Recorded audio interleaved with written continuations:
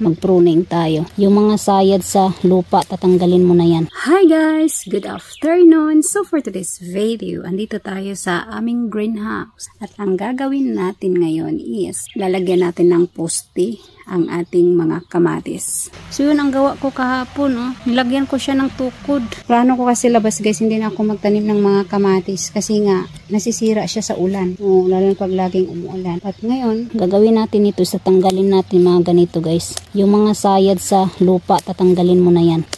Okay, mag-pruning tayo. Ito tanggalin ko na rin to. So yung iwan ko lang is yan. Okay, tsaka may mga ganyan pa. Ito, tanggalin natin yan. Kasi nakakawala yan sa vitamins sa ating tomatoes. Kahit anong mga vegetables guys, kailangan tanggalin nyo. Itong mga nagsumayad sa lupa para hindi siya maanuhan ng mga insekto or disease from sa lupa. Ito pa ayan. Natanggal ko yan siya guys. Okay, tara, nabalatan tuloy. Yung last na ganito sanga dahon, tanggalin nyo. Kailangan monitor talaga yung tomato para hindi siya maanuhan ng mga extension kasi yan ang naka-apekto sa tubo or sa pamumunga ng mga tomatoes. Ayan po. So mamaya itayo natin to siya guys, okay? Ito naman, tanggalin nyo rin yan. Ito. Okay. Remove it. Huwag kayong mahinayang guys kasi yan ang nakakasira sa grow ng ating kamatis. Gaya nito, tatanggalin ko tong sanga na to. Ito lang yung iwan ko guys.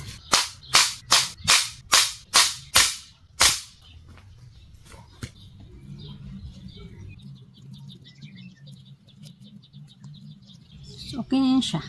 Aking mga pusa andito rin. Yung isa doon. Diba bungga? My guardian. So guys, dito tapos na lahat. Ayan, kasi kagabi ko pa ito nilagyan guys ng mga tukod. At doon tayo sa kabila. My goodness, malaki na siya. Oh, in fact.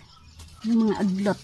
Sana makakain yung udlot, no? So guys, pag nagganito kayo, nagre-remove kayo ng mga extension ng ating kamatis, huwag kayong mag-expect ng hindi maging itim ng kamay nyo. Lalo na pag di kayo nag-gloves. Ako kasi guys, hindi ako mahilig sa gloves. Kasi pag nag-gloves ako, parang hindi ko na-feel.